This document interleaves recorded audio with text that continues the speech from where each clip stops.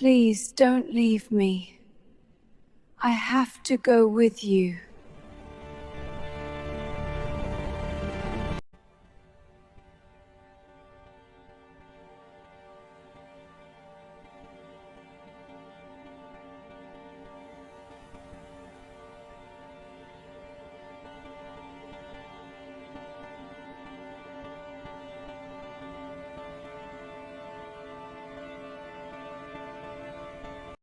I was kneeling in the execution square with a blade at my throat when I saw him, Alpha King Rowan Thorn, standing at the back of the crowd like death itself, had taken mortal form to watch me die.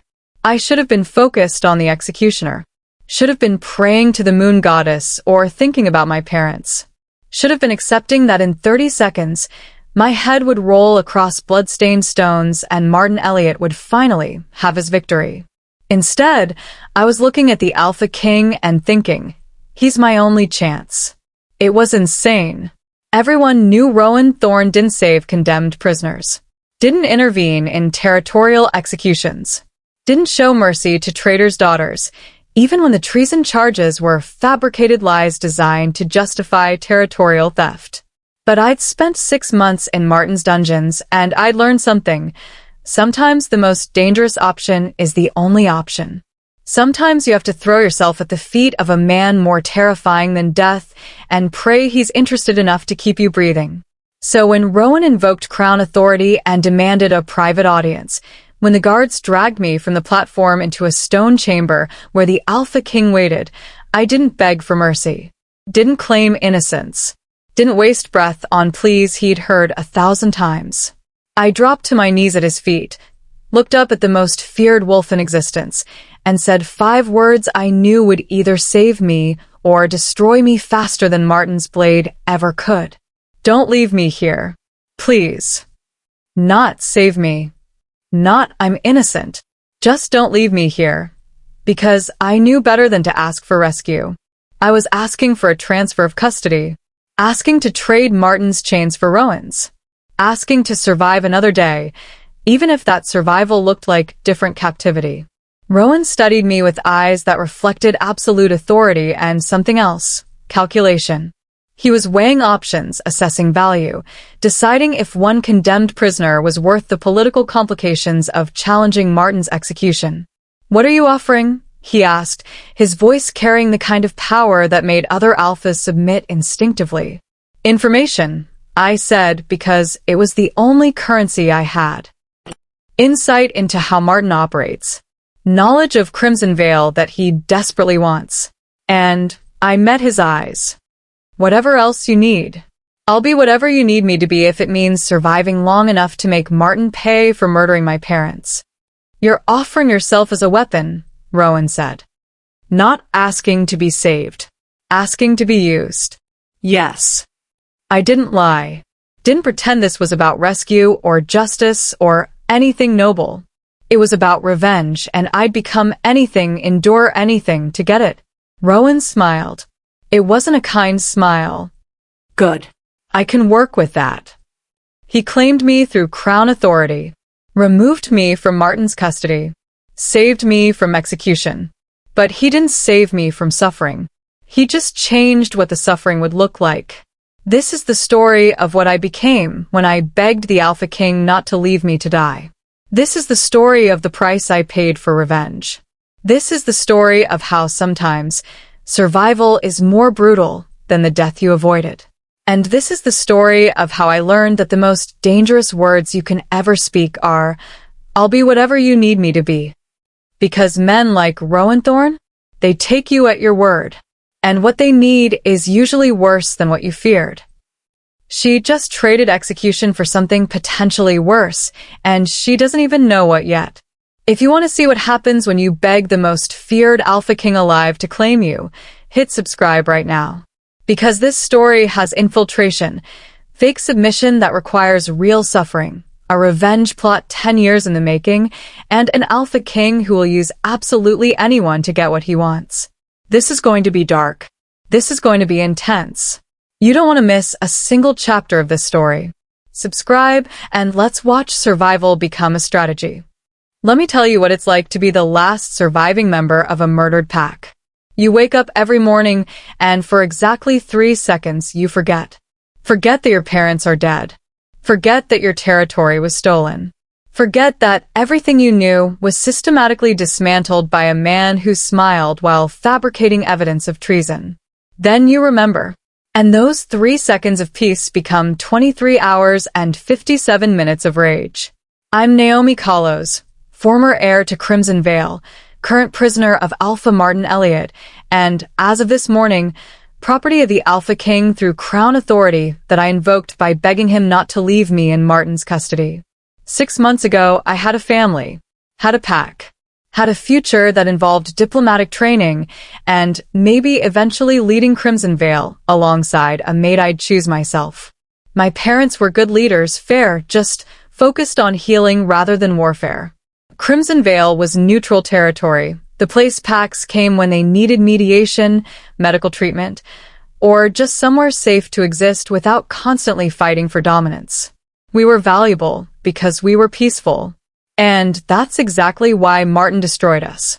He needed our territory for strategic positioning, needed our healing springs for his wounded warriors, needed our diplomatic neutrality eliminated so he could expand Iron Ridge without anyone intervening. So he fabricated evidence, documents showing my parents smuggling weapons to rebels, providing sanctuary to rogues plotting against the crown, actively working to undermine pack stability. It was all lies.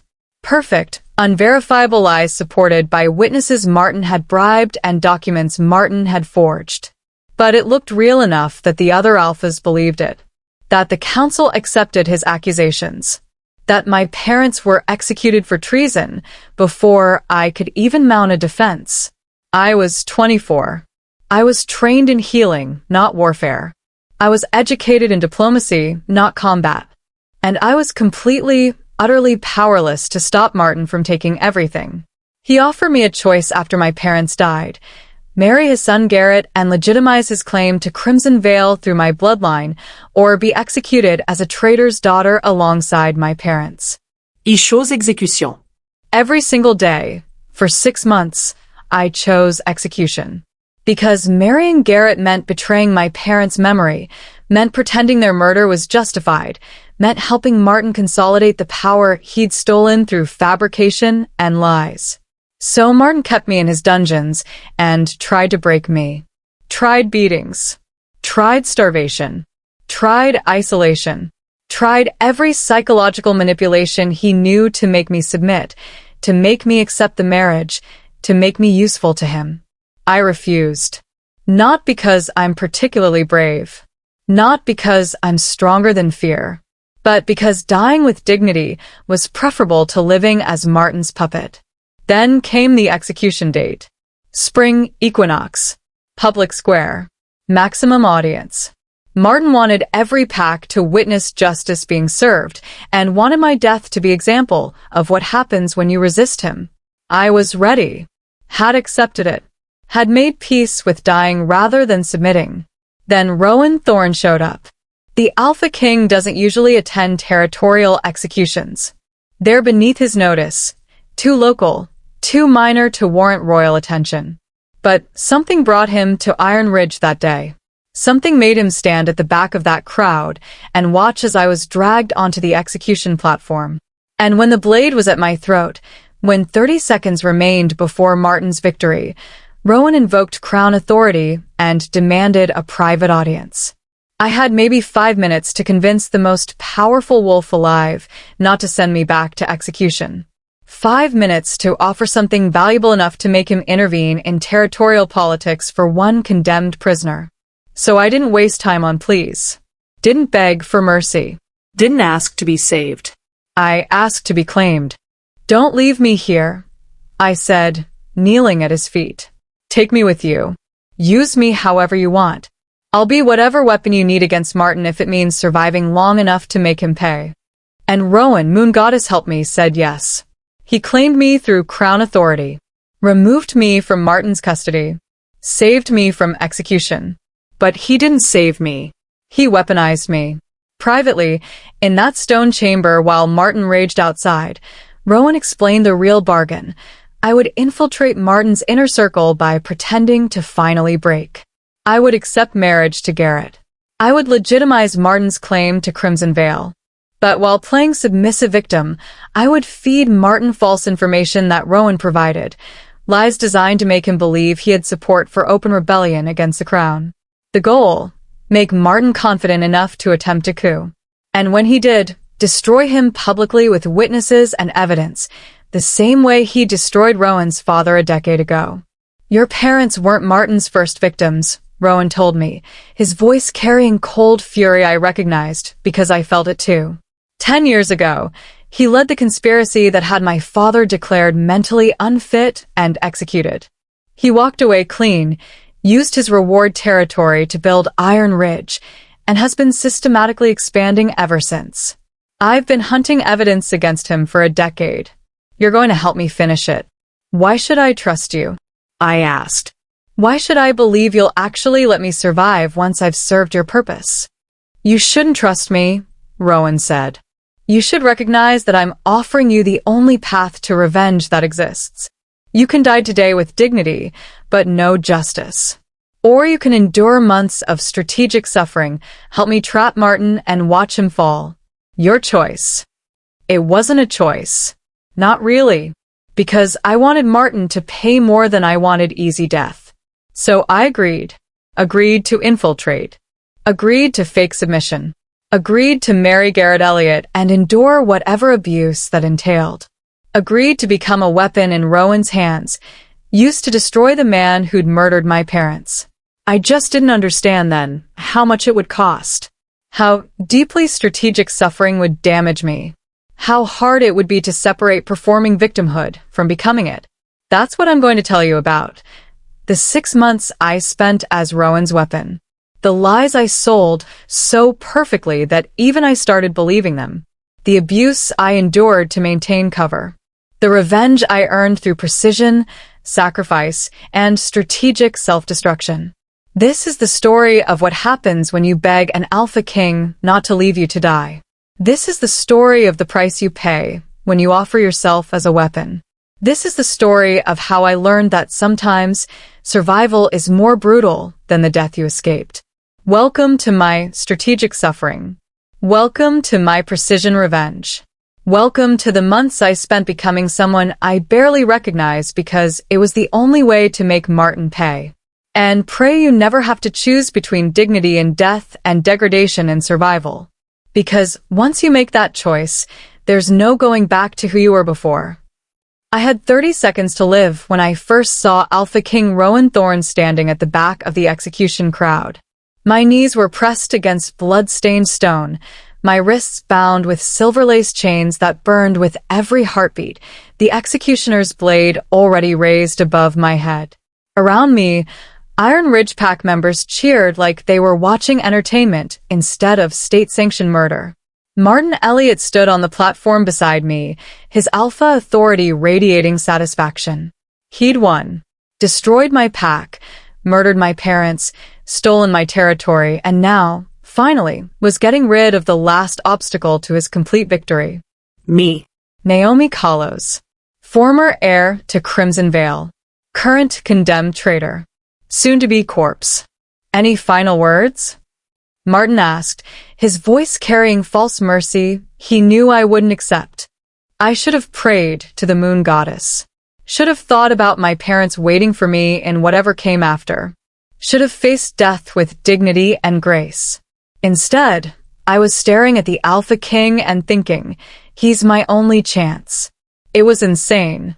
Everyone knew Rowan Thorne didn't save condemned prisoners. Didn't intervene in territorial executions. Didn't show mercy to anyone, let alone traitors' daughters whose guilt had been witnessed by 5 territories. But I'd spent 6 months in Martin's dungeons learning that sometimes the most dangerous option is the only option. Sometimes you have to throw yourself at the feet of someone more terrifying than death and pray they're interested enough to keep you breathing. I have nothing to say, I told Martin, my voice steadier than I felt. You've already taken everything that matters. Might as well take my life too. Martin smiled, that practiced politician smile that had fooled so many for so long. Such unnecessary defiance. You could have had comfort, Naomi, safety, status as my daughter-in-law if you'd just been reasonable. Instead, you chose this.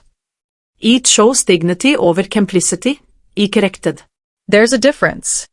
Dignity doesn't survive death, Martin said, gesturing to the executioner. But defiance makes an excellent public example. Proceed. The blade descended, and I closed my eyes, accepting what came next. Hold. The word cracked like thunder across the square, carrying so much alpha command that even the executioner froze mid-swing. I opened my eyes to see Rowan Thorne moving through the crowd, pack members instinctively parting for him like he was weather instead of wolf.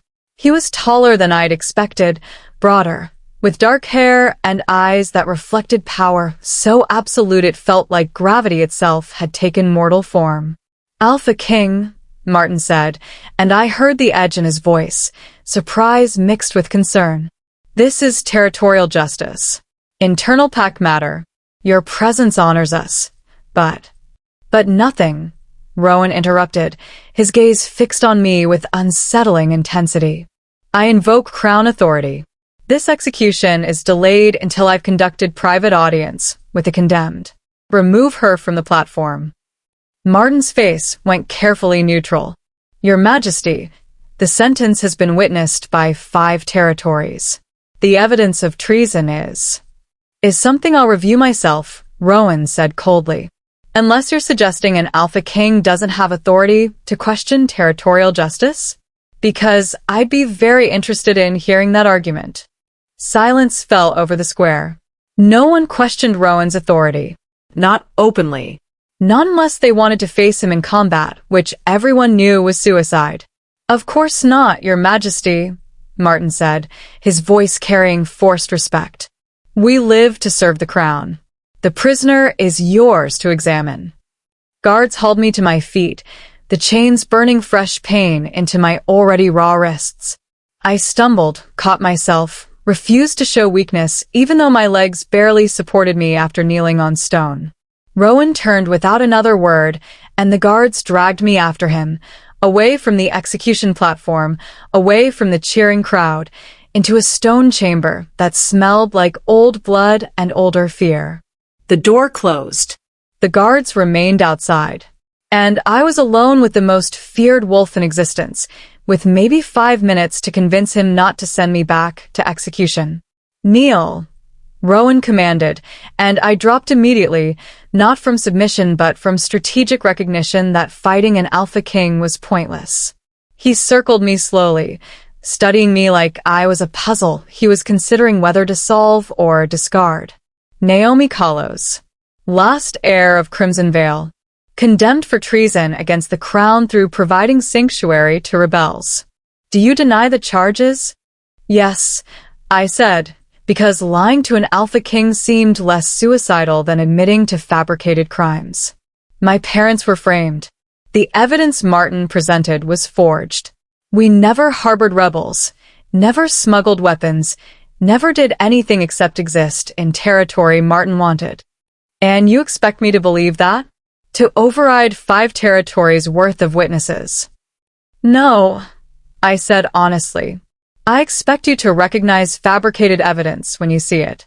Expect you to notice how conveniently my parents' treason gave Martin exactly the territory he needed for strategic expansion. Expect you to question why a pack known for diplomatic neutrality would suddenly start harboring rebels. Rowan stopped circling, positioned himself directly in front of me. Even if I believed you, which I neither confirm nor deny, what exactly do you expect me to do? Pardon you publicly? Challenge Martin's authority in front of 5 territories? Risk political chaos over 1 condemned prisoner? No, I said again. I don't expect you to pardon me. Don't expect you to challenge Martin. Don't expect rescue. Then what do you expect? I took a breath, made the gamble that would either save me or just kill me faster. I expect you to claim me. Invoke Crown authority to transfer custody. Remove me from Martin's execution order through territorial override. I don't need pardoning. I just need to not be in Martin's custody when that blade falls. Rowan's expression didn't change. You're asking to be claimed by the crown, made property of the Alpha King, transferred from Martin's authority to mine. Yes. That's not a rescue. That's just different captivity. I know, I said. But different captivity means I survive another day. Survive long enough to maybe get revenge on the man who murdered my parents. I'll take survival in your dungeons over death in Martin Square. What makes you think my dungeons are preferable? Because you're not the one who killed my parents, I said bluntly. Because being claimed by you means Martin loses his prize. Because I met his eyes despite every instinct screaming to submit. Because I'm betting you have reasons of your own for hating Martin. And I'm offering to be whatever weapon you need against him if it means surviving long enough to watch him fall. Silence stretched between us. Rowan studied me with those dark, calculating eyes, and I felt like every lie I'd ever told, every secret I'd ever kept, was being catalogued and assessed. You're not asking to be saved, he said finally. You're volunteering to be used. Yes. Because I want revenge more than I want safety. Want Martin to pay more than I want easy death. And I'm guessing I took another risk. I'm guessing you want something from Martin too. Something that requires leverage you don't currently have. Something that requires someone on the inside who has reason to hate him as much as you do. Rowan smiled. It wasn't a kind smile. You're very perceptive for someone about to die. Fear clarifies thinking, I said. So does 6 months in dungeons. So does watching fabricated evidence destroy everything you love. I've had a lot of time to think, Your Majesty, to notice patterns, to recognize that Martin's rise to power has been very convenient, very strategic, very suspiciously clean for someone engaging in territorial theft through conspiracy. And I'm betting you've noticed too. Betting you've been investigating. Betting you need evidence that Martin's been careful not to leave. I leaned forward, chains burning, desperation making me bold. I can get that evidence.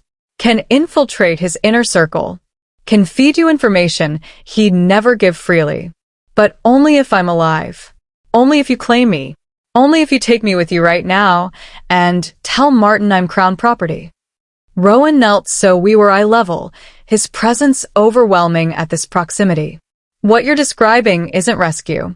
It's strategic suffering.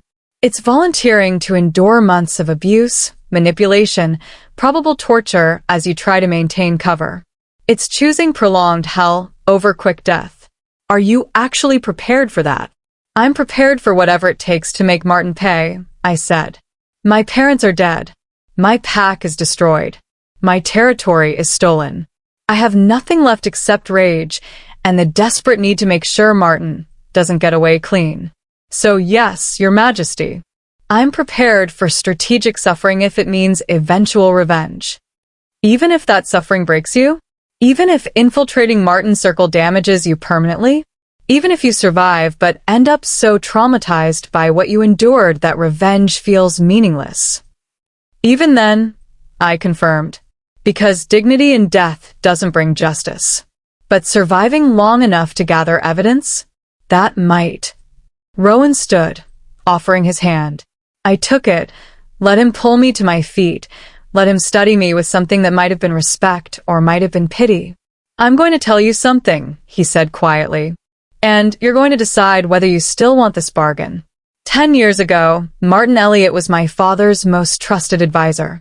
When my father tried to reform pack law, to limit alpha authority, to protect vulnerable pack members, Martin led the conspiracy that had him declared mentally unfit and executed. He framed my father as insane, dangerous, a threat to kingdom stability. And everyone believed him. Even me, for a time. My breath caught. Martin killed your father? Martin orchestrated my father's murder and walked away clean. Used his reward territory to establish Iron Ridge.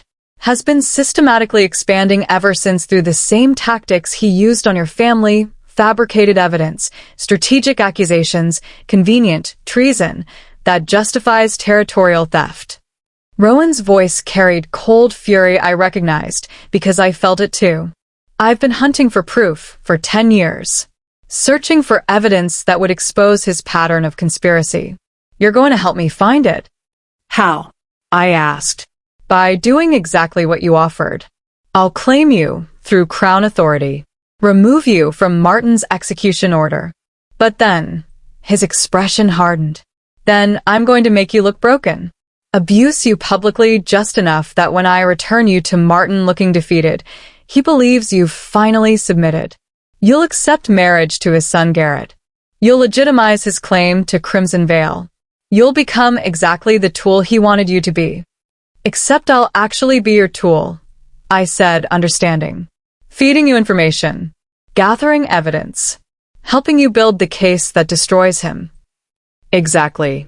But Naomi, Rowan's hand moved to my chin, forcing me to meet his eyes. This will cost you. Cost more than you can imagine right now. You'll endure real abuse to sell the lie. Real suffering to maintain cover. Real trauma that doesn't stop being real just because it serves a purpose. Are you actually willing to pay that price? I thought about my parents, about Crimson Vale, about Martin's smile as he'd ordered my execution, about 6 months of choosing death over submission, and how neither option had brought justice. Yes, I said. I'll pay whatever price revenge costs. My voice broke slightly. Just don't leave me here. Don't send me back to that platform. Don't let Martin win. Rowan nodded once, decisively. Then you're mine. Crown property. My weapon to use as I see fit. And Martin is about to learn that sometimes the people he destroys come back to destroy him in turn. He moved to the door, opened it. Guards. Inform Alpha Martin that I'm claiming this prisoner through Crown authority. She's to be transferred to royal custody immediately. Anyone who objects can challenge me personally. Through the open door, I heard Martin's voice, controlled fury barely contained. Your Majesty, this is highly irregular. The prisoner was sentenced by 5 territories and overruled by 1 Alpha King. Rowan interrupted coldly. Do you have a problem with that, Martin? Because I'm very interested in hearing an Alpha question Crown authority. It would make excellent precedent for future investigations. The threat hung in the air. Martin knew he couldn't challenge Rowan without facing him in combat. Knew that questioning Crown authority would make him look like a potential rebel. Knew he'd been outmaneuvered but couldn't understand how or why. Of course not, Your Majesty, Martin said, his voice acid with forced respect. The prisoner is yours. Though I question the wisdom of claiming a traitor. Question quietly, Rowan suggested. And away from my hearing. Guards, remove her chains. She's no longer your prisoner. The guards obeyed, removing the silver-laced bonds that had been burning my wrists for hours. I stumbled, caught myself, refused to show weakness even though relief made me dizzy. Rowan gripped my arm, not gently but not cruelly either. Come. We have months of planning ahead. And Martin, he turned back to the Alpha who'd tried to kill me. Thank you for the gift. She's going to be very useful. Martin's face was stone, but his eyes promised violence. He'd been denied his victory, his prize, his final piece of consolidating power over Crimson Vale. And he had no idea I was about to become the weapon that destroyed him. We left Iron Ridge, left the execution square, left Martin seething with impotent fury. And as Rowan's car drove away from the only territory I'd known for 6 months, I touched my unmarked wrists and tried not to think about what I'd just agreed to. Strategic suffering, prolonged abuse, months of pretending to be broken while gathering evidence. I'd traded quick death for slow destruction, traded dignity for revenge, traded one form of captivity for another. But at least I was alive. At least I had a purpose. At least Martin wouldn't win easily. Don't look so relieved, Rowan said beside me. What comes next is going to make you wish I'd left you on that platform. Make you question whether revenge is worth what it costs. Make you wonder if dying with dignity was actually the better choice. I know, I said. But at least I get to choose my suffering instead of having it inflicted without purpose. That has to count for something. We'll see, Rowan said. In 6 months, when you're married to Garrett Elliott and living the nightmare you just volunteered for, we'll see if you still think choice makes trauma acceptable. I didn't answer. Because he was right, I had no idea what I'd just signed up for. No concept of how badly strategic suffering would damage me. No understanding that volunteering for hell didn't make it less hellish. But I was alive. And alive meant I had a chance at revenge. For now, that was enough. Engagement questions. Would you trade quick death for prolonged suffering if it meant getting revenge? Can Rowan actually be trusted? Rowan's estate was nothing like Martin's dungeons. Where Martin kept prisoners in stone cells that smelled like blood and fear, Rowan housed me in guest quarters that were larger than my entire childhood bedroom. Soft bed. Private bathroom. Windows that actually opened. It was a cage, yes, but a gilded cage that made the past 6 months feel even more brutal by comparison.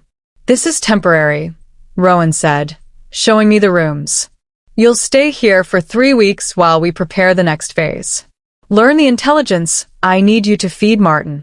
Practice looking broken enough to be believable. And he stopped at the door. And recover from 6 months of actual suffering so you have strength for 6 months of strategic suffering. 3 weeks, I repeated. Then what? Then I return you to Martin, looking defeated. You accept marriage to Garrett. You begin gathering evidence. Rowan's expression was unreadable. But first, we make the lie believable. Tomorrow, you start training with Lydia, my intelligence coordinator. She'll teach you how to lie convincingly, how to maintain cover under interrogation, how to feed false information that looks real. It's going to be brutal. More brutal than execution? I asked dryly. Different brutal. Execution ends your suffering.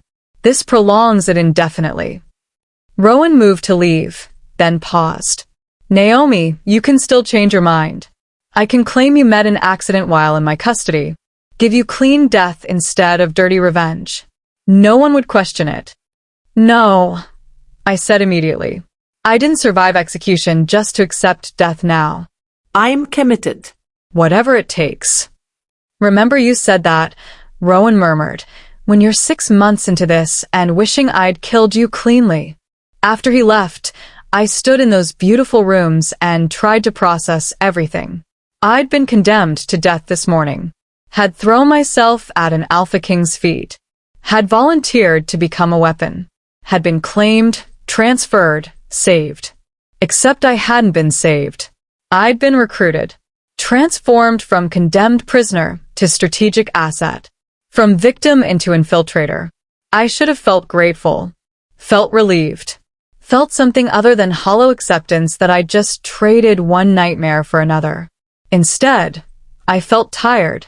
Bone deep exhausted in a way that sleep wouldn't fix. Because I understood now what I'd really agreed to. Months of pretending to be broken, of enduring abuse for strategic purpose, of becoming someone I'd hate in order to destroy someone I hated more. A knock interrupted my spiral. Naomi? I'm Lydia. May I enter? I opened the door to find a woman, maybe 40 years old, stern-faced and competent-looking, holding a stack of documents. I'm the Alpha King's intelligence coordinator. Over the next 3 weeks, I'll be training you for infiltration. Are you ready to begin? Now. I asked, surprised. It's barely past noon. I thought. You thought you'd get time to recover? To process? To adjust? Lydia's smile was sympathetic but firm. This is recovery, Naomi. Learning how to weaponize your suffering is the only healing you're going to get before we send you back to Martin. So yes, we start now. Seat. I sat, and Lydia spread documents across the table. These are profiles of everyone in Martin's inner circle. His son Garrett. his beta Cole, his advisors. You'll need to know them intimately, their habits, their weaknesses, their patterns. Because you're going to convince them all that you're exactly what they think you are. Broken Omega finally accepting her place. And how do I do that? I asked.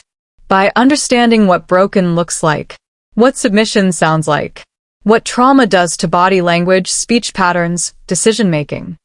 Lydia pulled out more papers. You're going to study trauma responses. Learn to mimic them convincingly. Practice being defeated without actually being defeated. It's acting, Naomi. Method acting where the role is victim and the audience will kill you if they detect performance. My stomach clenched. You're teaching me to pretend to be traumatized? I'm teaching you to perform trauma convincingly enough to fool people who've been breaking omegas for decades. Yes. Lydia's voice wasn't apologetic. It's disturbing. It's manipulative. It's also the only way this works. Martin won't believe submission that comes too easily. He'll only believe surrender that looks like he broke you. So we're going to make it look exactly like that. Over the next 3 weeks, I learned things I never wanted to know. I learned how trauma victims flinch, how they make themselves smaller, how they avoid eye contact and speak in diminished voices and constantly monitor for threats.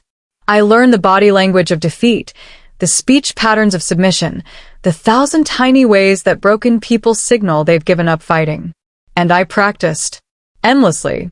Lydia would simulate interrogations where I had to maintain cover while being verbally attacked.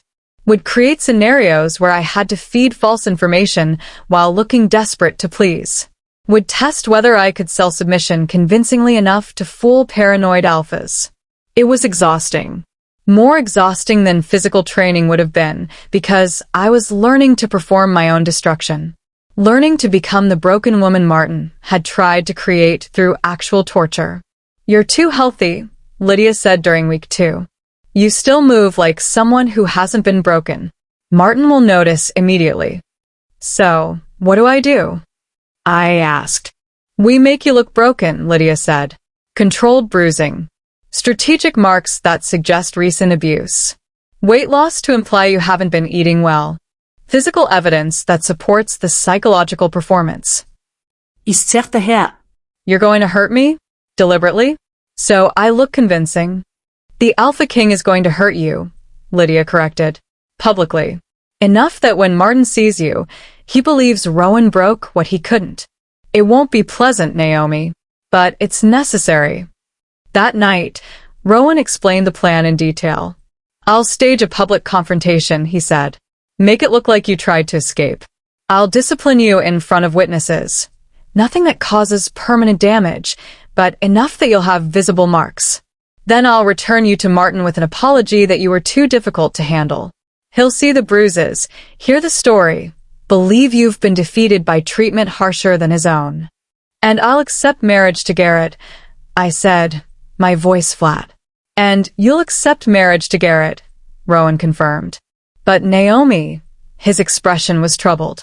The marriage won't be a performance. It'll be real. Legally binding. You'll actually be Garrett's wife for however long this operation takes. That means enduring whatever he does. Accepting whatever treatment he demands. Living that nightmare without breaking cover. I know, I said. I agree to this. I'm not backing out now. You should, Rowan said bluntly. Because I'm realizing what I'm asking of you. Realizing the cost of strategic suffering. And I'm not sure revenge is worth what you're going to pay for it. That's my decision, I said. Not yours. You offered the bargain. I accepted. Now we both live with what that means. Rowan looked like he wanted to argue, but finally nodded. 3 more days. Then we stage your escape attempt. Then I return you to Martin. Then you begin the actual infiltration. Those final 3 days passed too quickly. Lydia drilled me relentlessly on maintaining cover, on feeding false intelligence, on surviving interrogation. I practiced submission until it felt natural, practiced defeat until I almost believed it myself. And I tried not to think about what came next. About Garrett. About marriage. About months of enduring abuse for strategic purposes. On the final day, Rowan came to my rooms, looking grim. Tonight, we staged the confrontation. I need you to understand, what I'm about to do will hurt. Will leave marks. Will make you question everything. But it's necessary for the cover. Can you handle that? I can handle anything for revenge, I said, and tried to believe it. That night, Rowan staged my escape attempt in front of his entire household. Guards, servants, advisors, everyone witnessed the Alpha King catch me running, witnessed him drag me back, witnessed him deliver discipline that left bruises on my arms and a split lip I could taste blood from. It wasn't the worst pain I'd endured.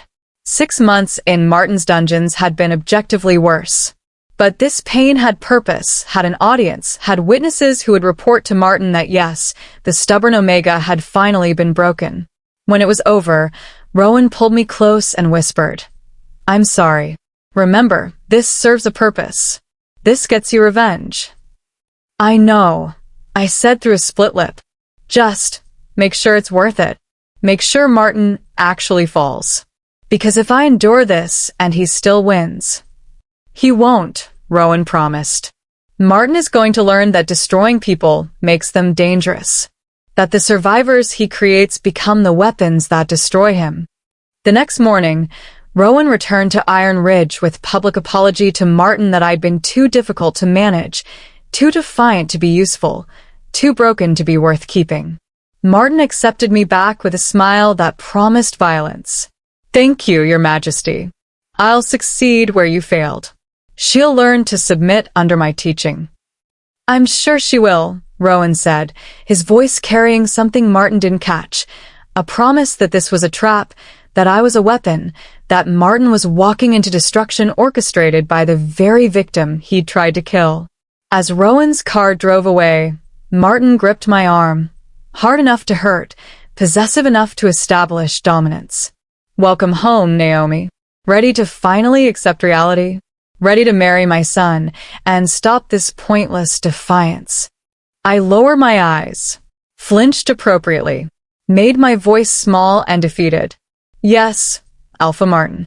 I'll marry Garrett. I'll legitimize your claim to Crimson Vale. I'll be whatever you need me to be." It was a performance. It was a strategy. It was a calculated submission designed to make Martin believe he'd won. But saying the words out loud, agreeing to marry the son of my parents' murderer, felt like betrayal of everything I'd refused for 6 months. This was the price of revenge. This was strategic suffering. This was what I'd volunteered for when I'd begged Rowan not to leave me to die.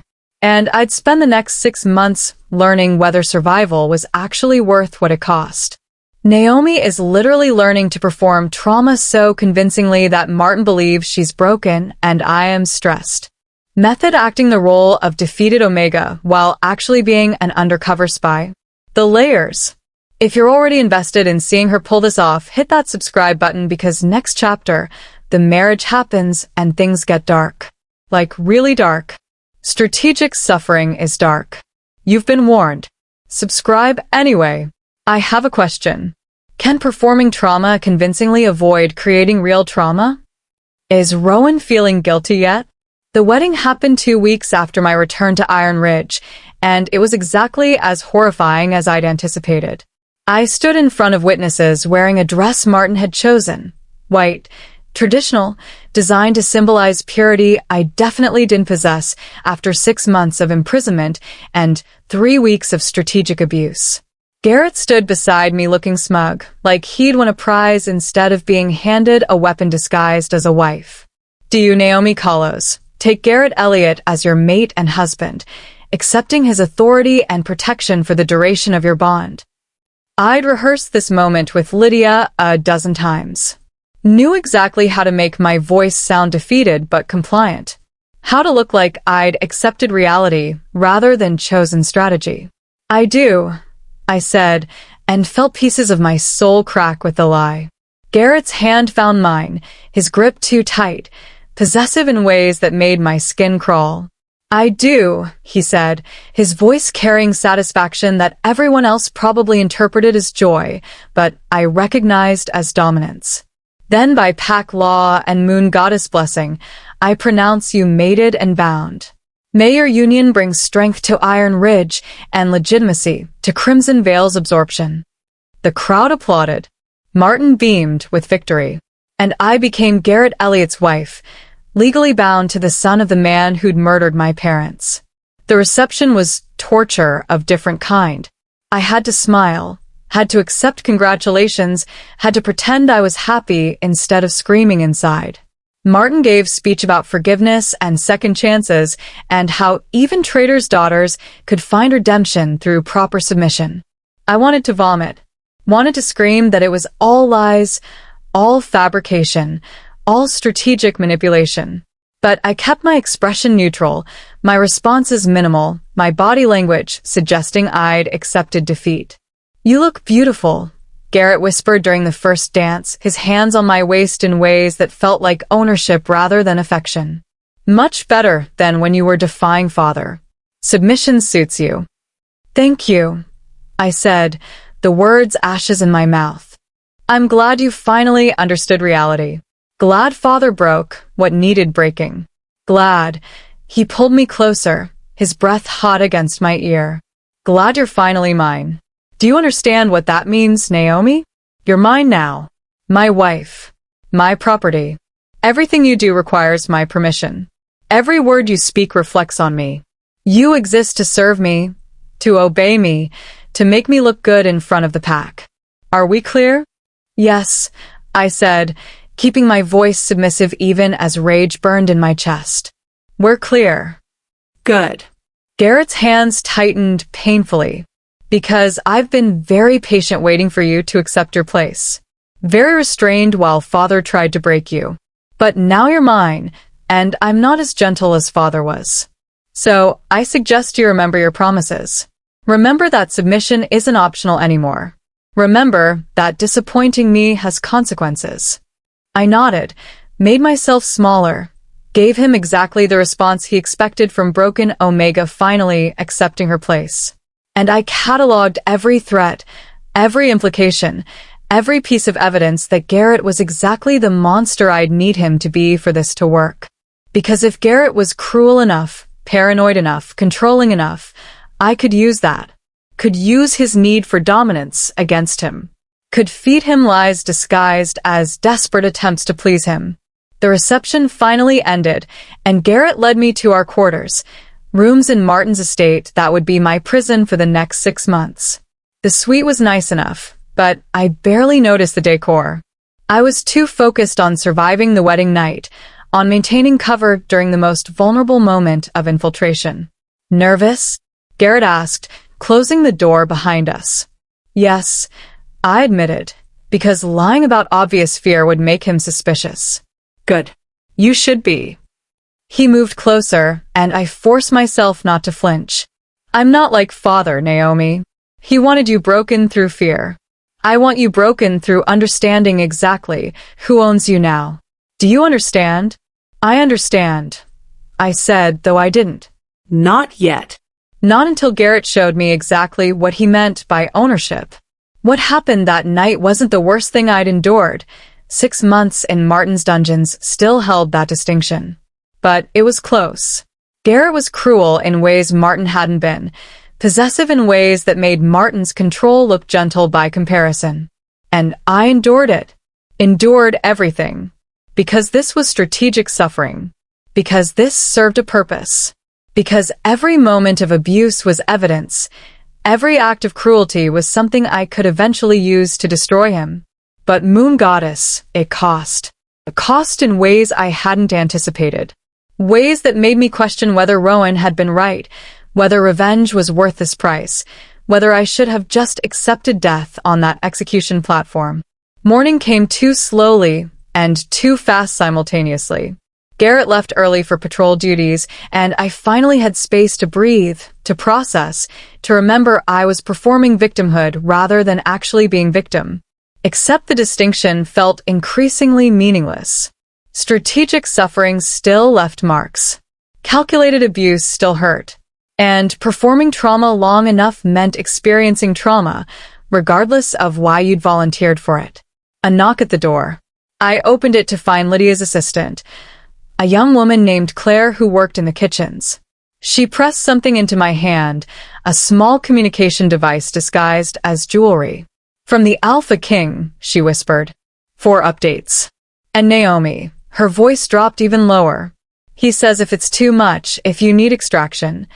"I don't," I interrupted, perhaps too quickly. Fine. "Tell him I'm maintaining cover. Tell him." I stopped, not sure what to say. That I was surviving? That strategic suffering was destroying me? That I questioned everything? "Tell him the plan is working," I said finally. "Martin believes I'm broken. Garrett believes I'm his. And I'm gathering evidence exactly as intended. No extraction necessary." After Claire left, I activated the communication device and sent my first report to Rowan. Marriage completed. Cover maintained. Beginning intelligence gathering. No complications. It was a lie. There were complications everywhere. But admitting that felt like admitting weakness, felt like suggesting I couldn't handle what I'd volunteered for. So elite. To Rowan. To myself.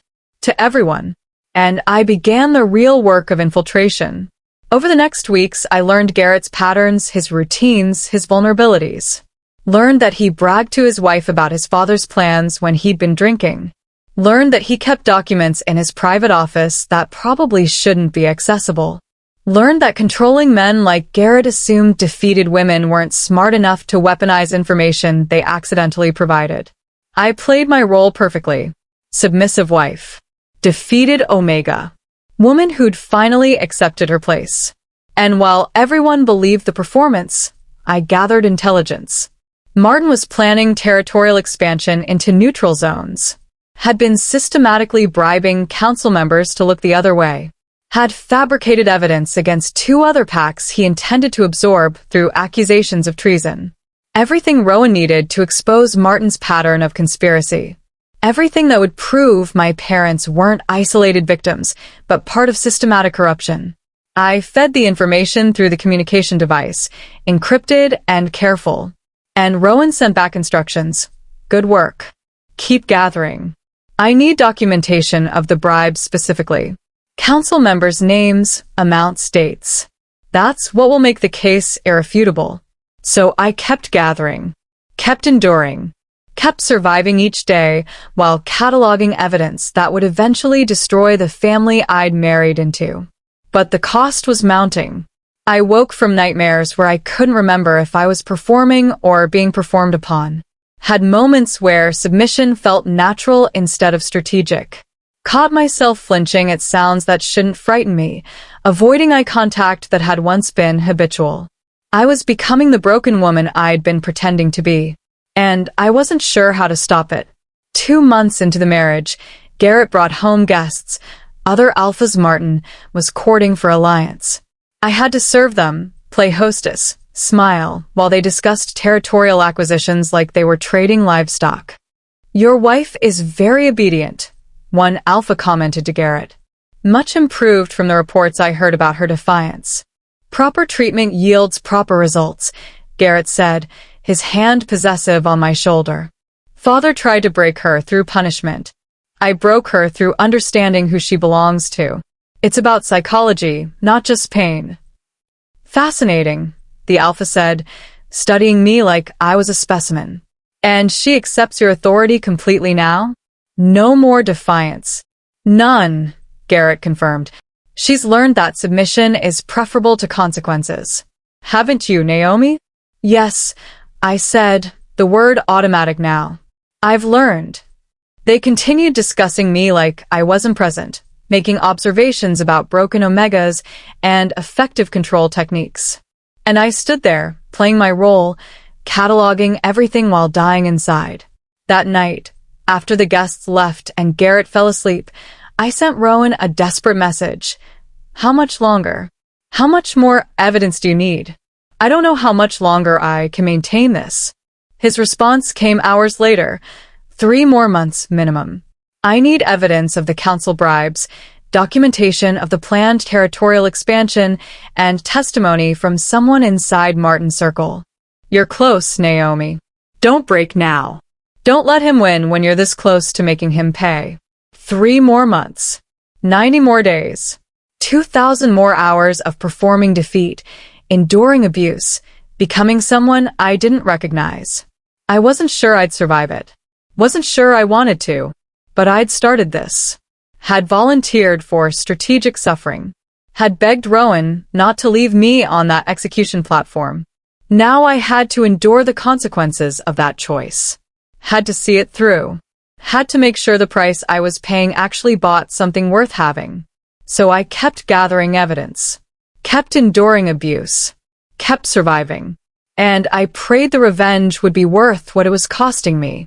4 months into my marriage, I stood in Garrett's office while he raged about some perceived disrespect from a subordinate, and I realized with creeping horror that I'd stopped flinching.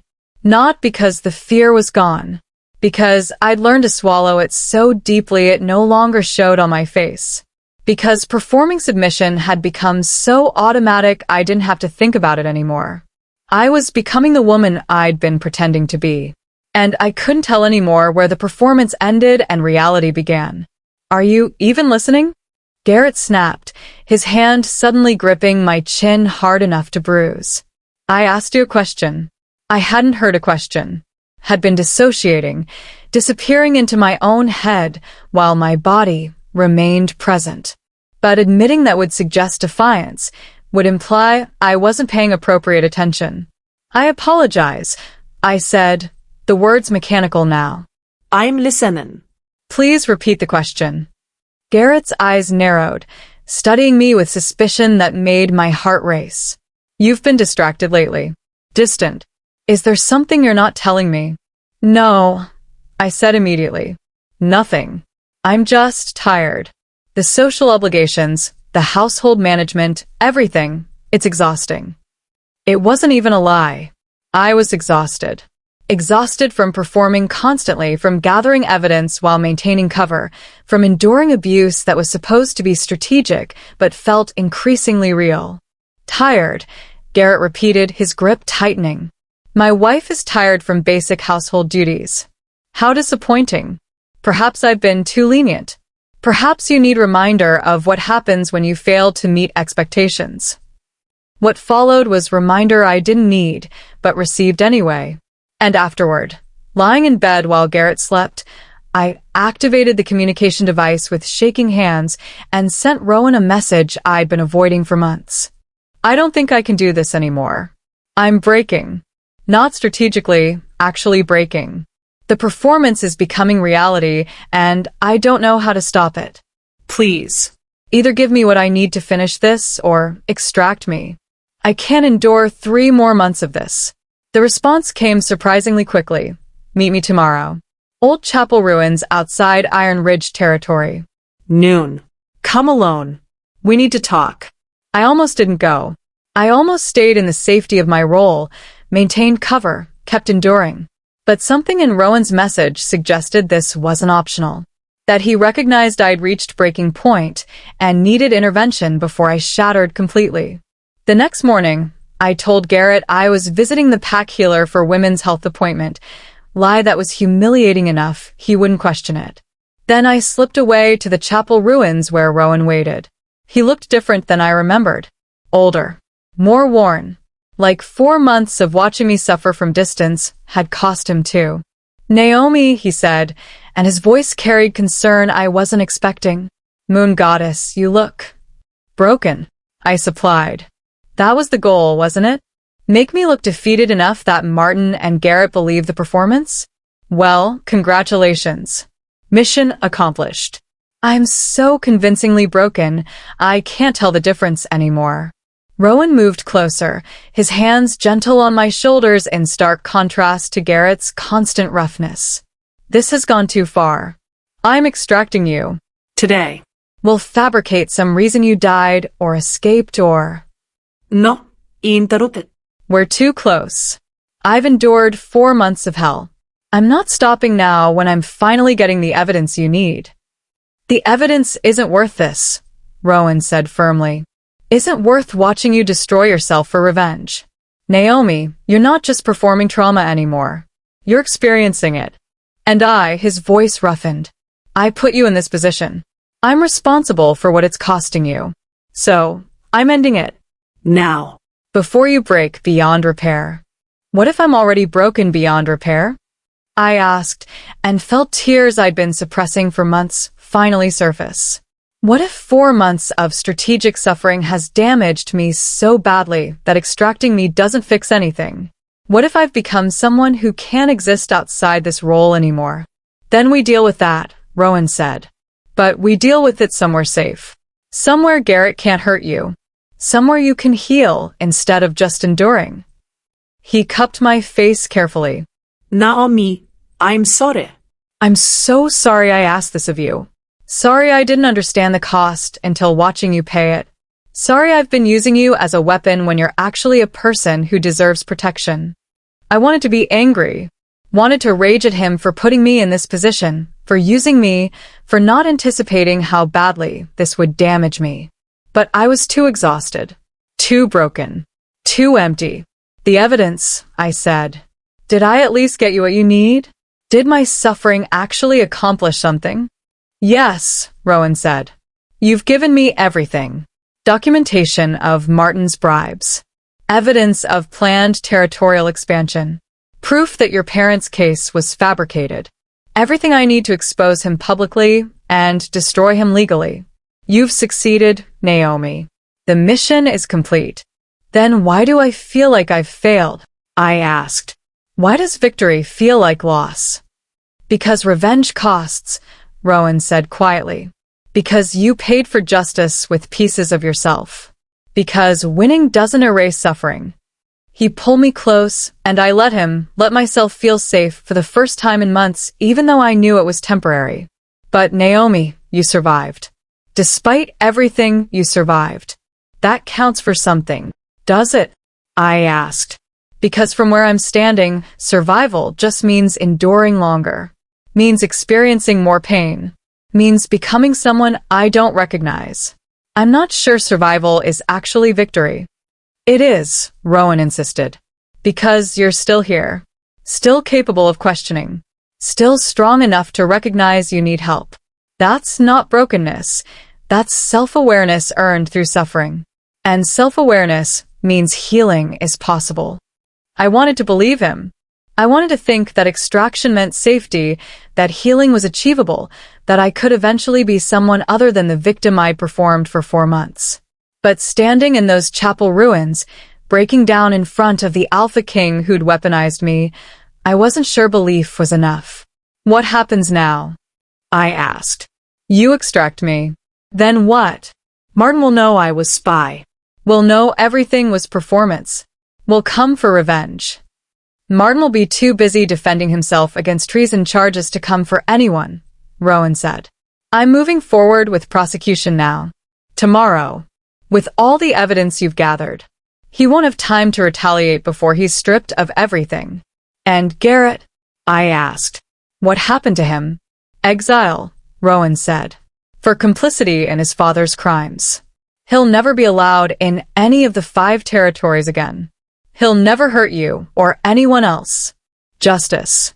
Finally, everything I'd endured for 4 months had achieved its purpose. Martin would fall. Garrett would be exiled. Crimson Veil would be restored. So, why did I feel empty instead of vindicated? I need to go back, I said. One last time. Get my few belongings. Maintain cover until you're ready to move. Garrett expects me back soon, and if I'm late...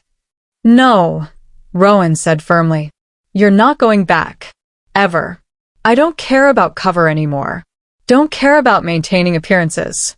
I care about getting you somewhere safe before Garrett hurts you again. But nothing, Rowan interrupted. The evidence is already secured. The case is already built. You've done your part. Now let me do mine, protect you the way I should have been protecting you all along, instead of using you as bait. I should have argued. Should have insisted on seeing it through. But I was so tired. So broken. So desperate to stop pretending, stop performing, stop being someone I hated. Okay, I said. Extract me. Get me out. I can't. I can't do this anymore. Can't be Garrett's wife for even one more day. Can't endure one more night of strategic suffering that feels less strategic and more just suffering. Then come with me, Rowan said, offering his hand. Come somewhere safe. Let me fix what I broke. He stopped. Let me try to make this right, even though I know I can never fully repair the damage I've caused.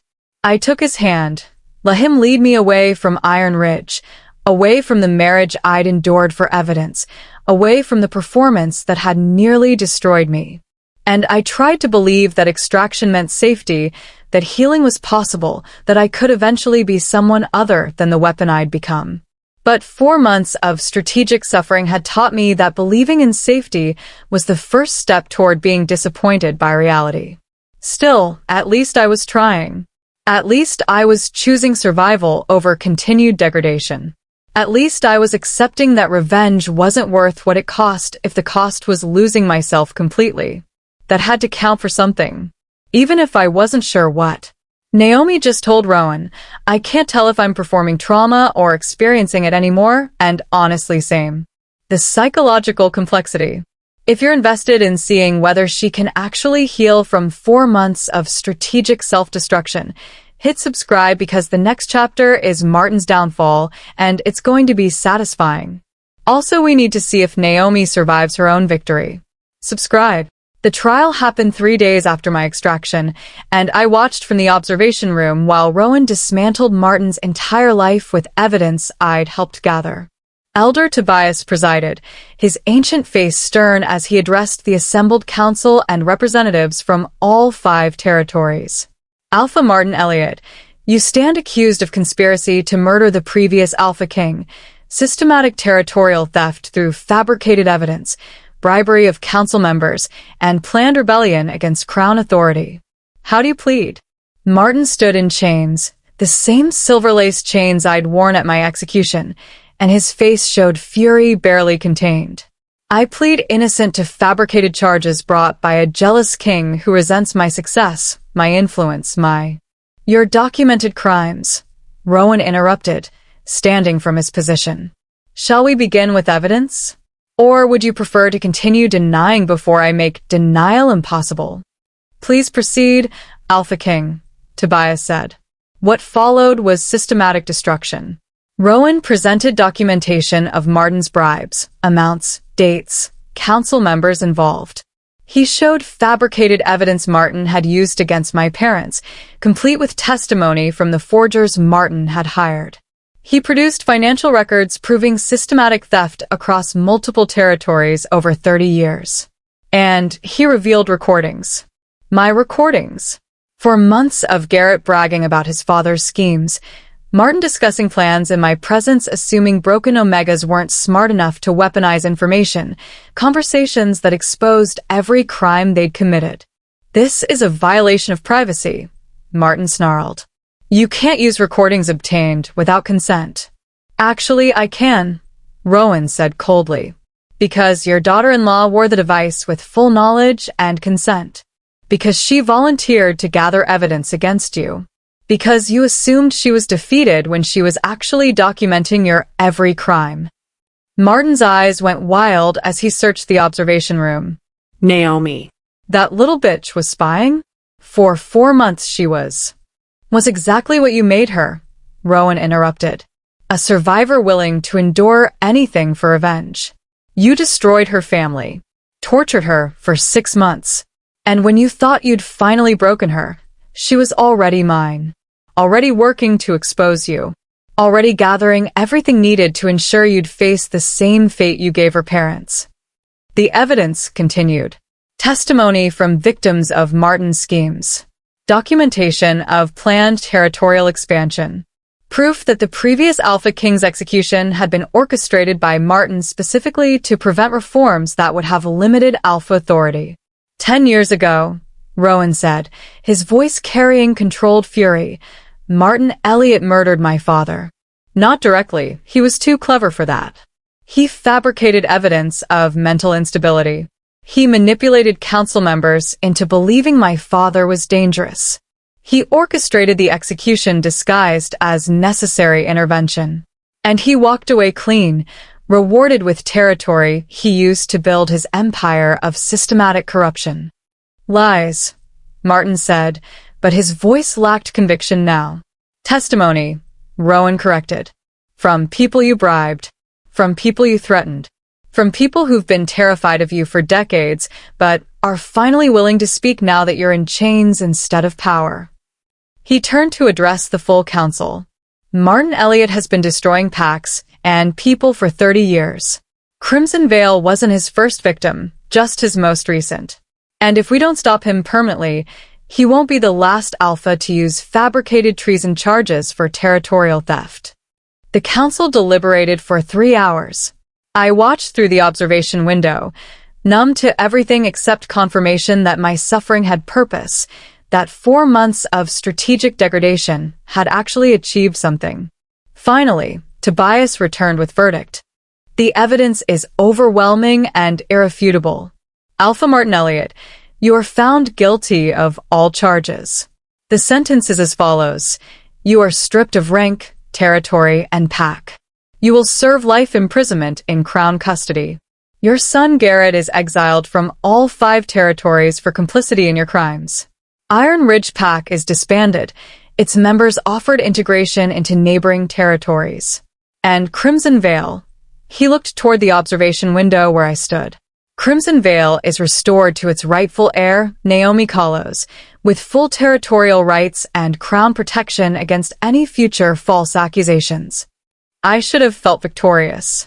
Should have felt vindicated. Should have felt something other than hollow emptiness. Martin had fallen. Everything I'd endured had accomplished its purpose. Justice had been served. So why did victory feel like ashes? Naomi, Rowan's voice came from behind me. It's done. Martin is imprisoned. Garrett is exiled. Your parents' names are cleared. Everything you suffered for, you've achieved it. I know, I said, my voice flat. I should be happy. Should be grateful. Should feel something other than. I stopped, not sure how to articulate the void where satisfaction should have been.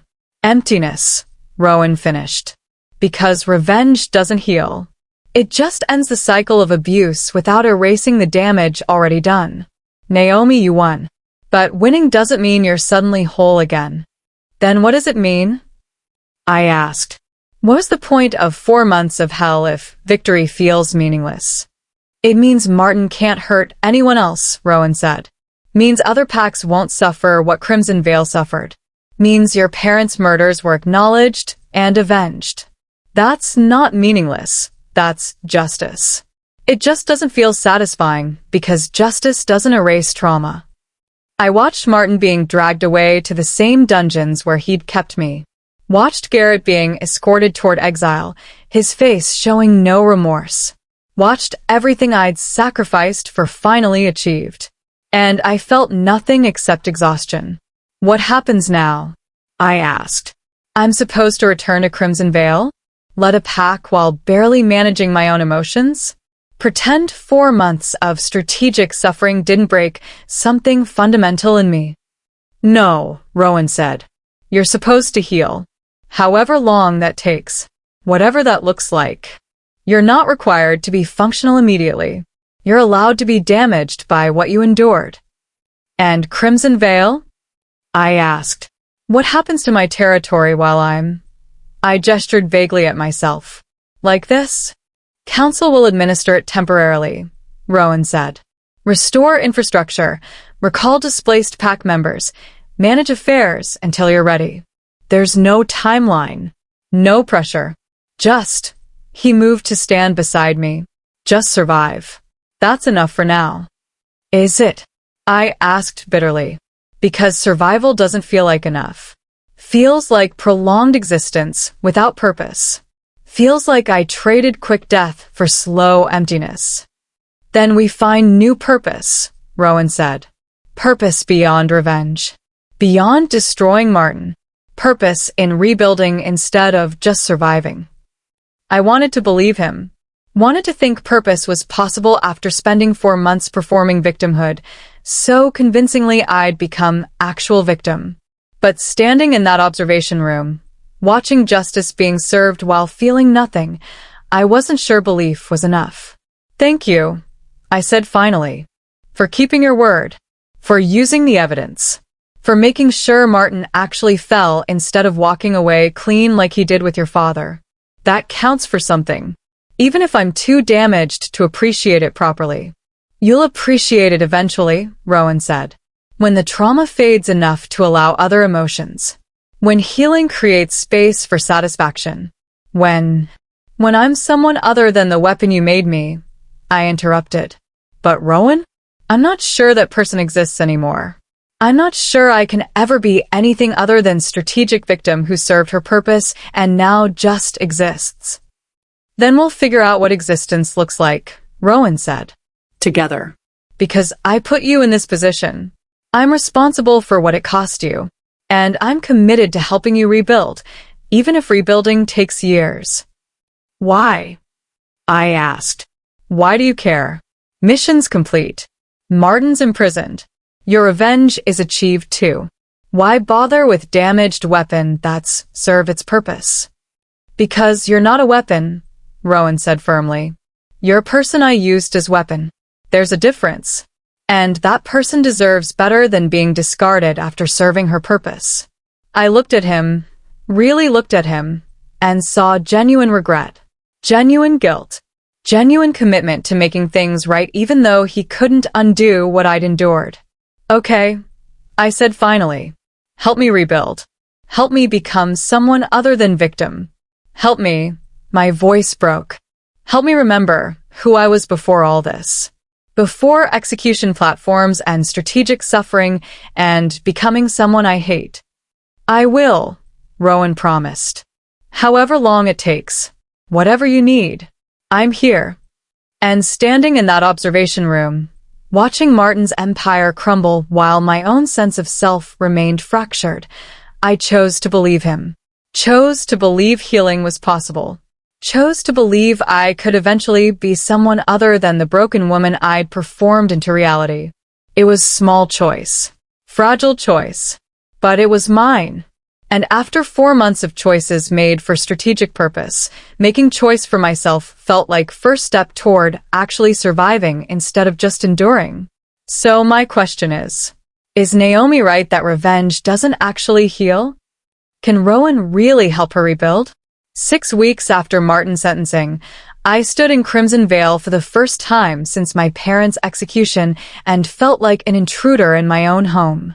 The territory had been restored beautifully, pack members returning, infrastructure rebuilt, my parents' estate cleaned and prepared. Everything looked exactly as I remembered. Except I wasn't who I remembered. Wasn't the diplomatic heir who'd grown up here. Wasn't even the defiant prisoner who'd refused to submit. I was someone else entirely. Someone forged by strategic suffering and hollowed out by revenge achieved at too high a cost. "Naomi," Elder Tobias greeted me at the estate entrance. "Welcome home. The pack has been preparing for your return. Everyone is eager to meet their alpha." "I'm not ready to lead," I said immediately.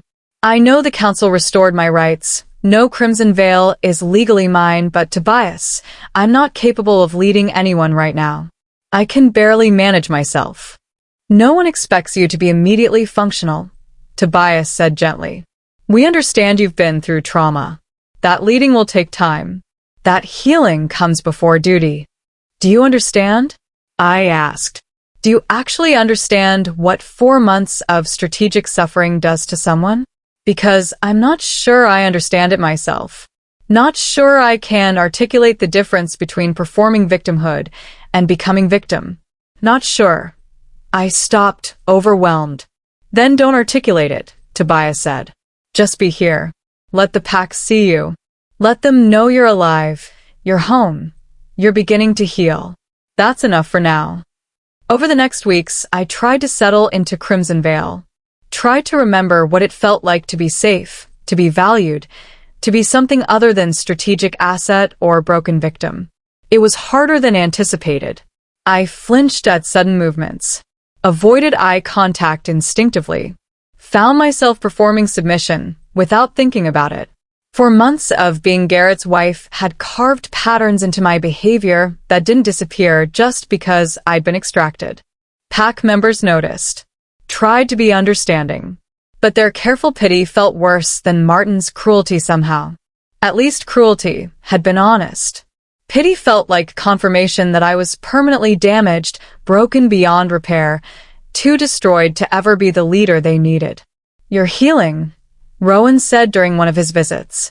He'd been checking on me weekly, bringing resources and support that I appreciated even when I couldn't express gratitude. "I know it doesn't feel like it. Know you're frustrated by how slowly it's progressing. But Naomi, you're making progress." Can you see that? "No," I admitted.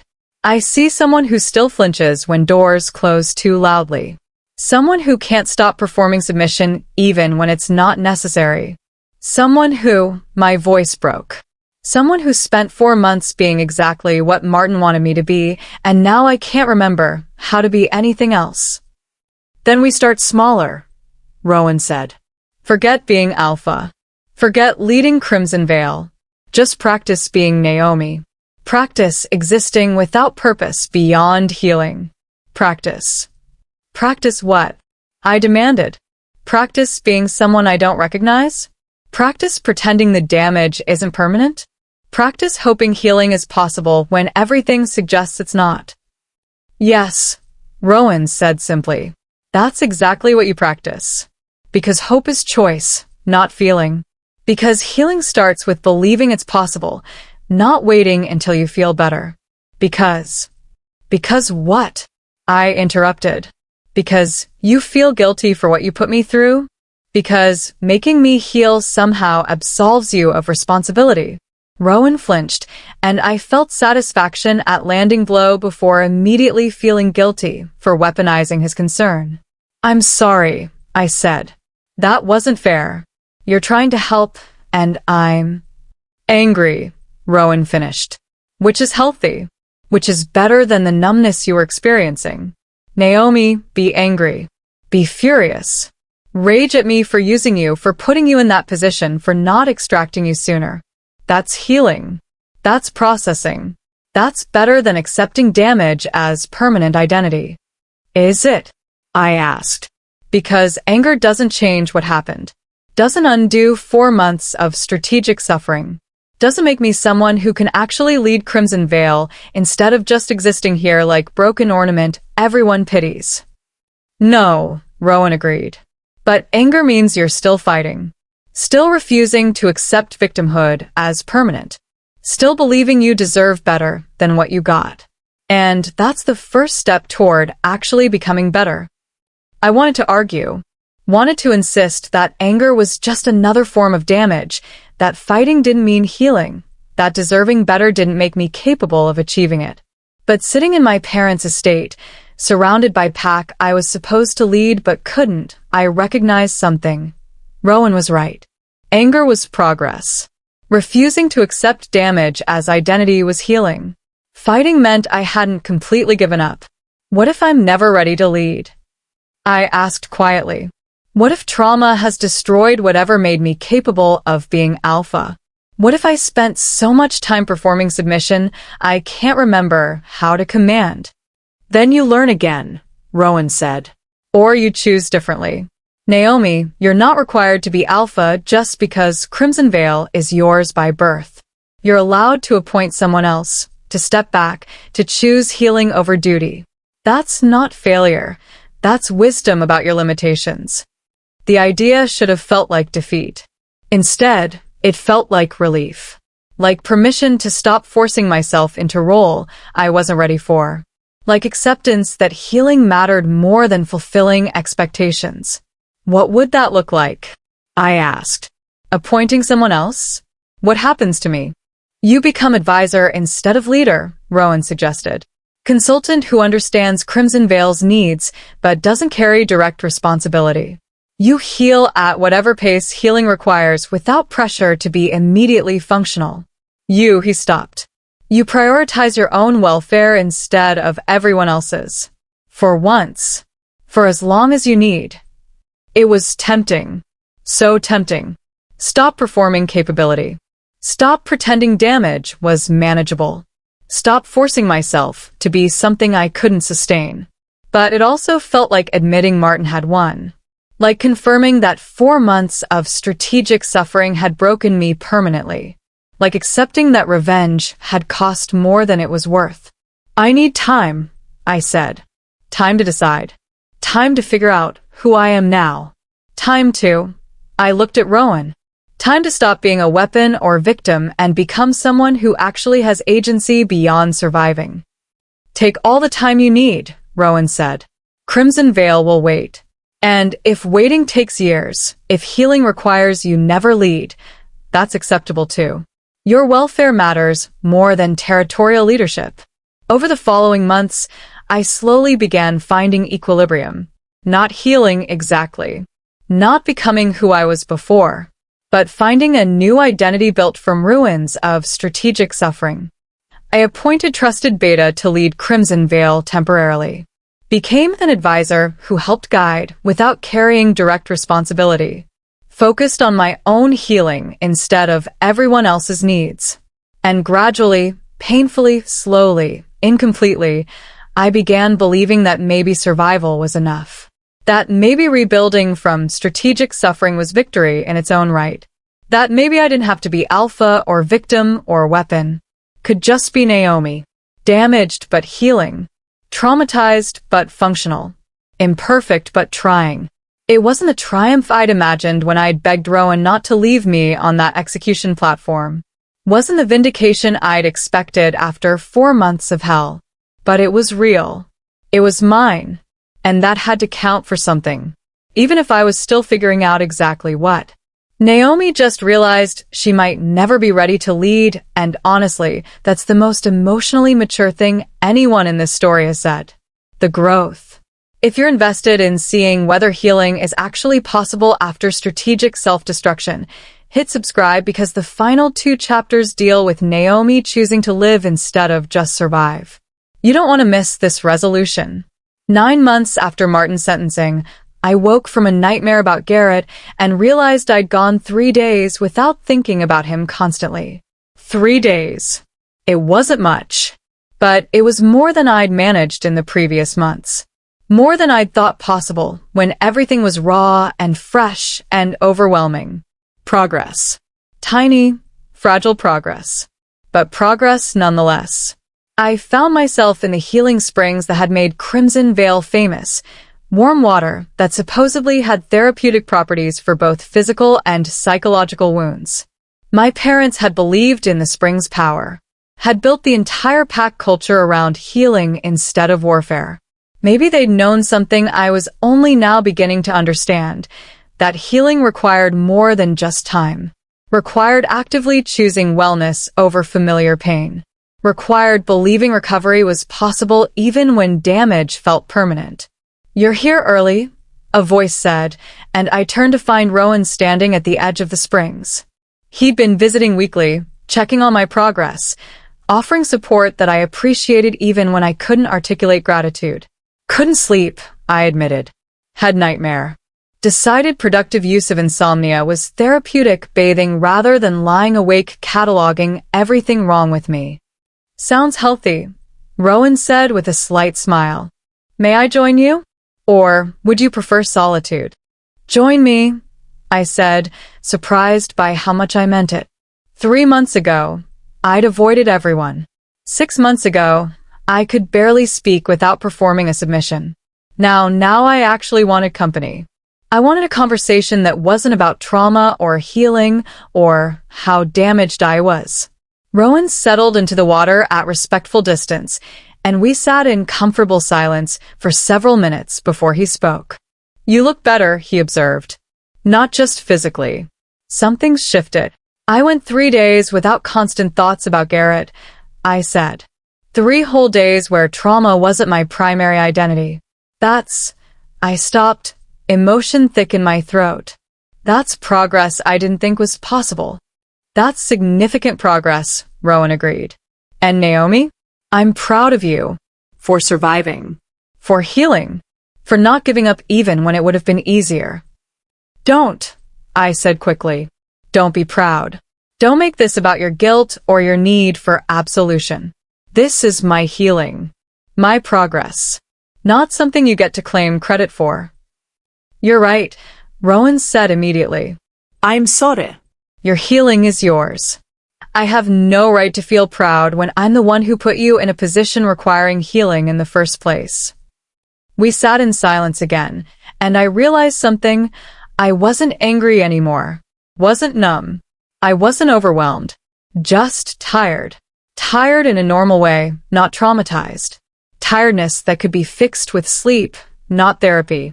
I've been thinking, I said finally, about Crimson Veil, about leadership, about what I actually want instead of what I think I should want.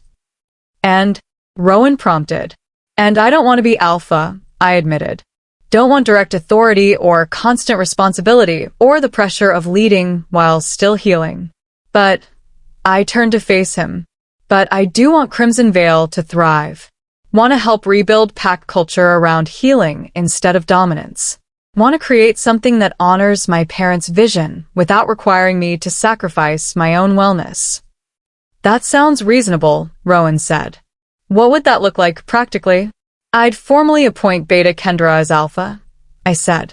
Transfer direct authority to someone actually capable of leadership. But I'd remain involved as an advisor. Help guide philosophy without carrying day-to-day responsibility.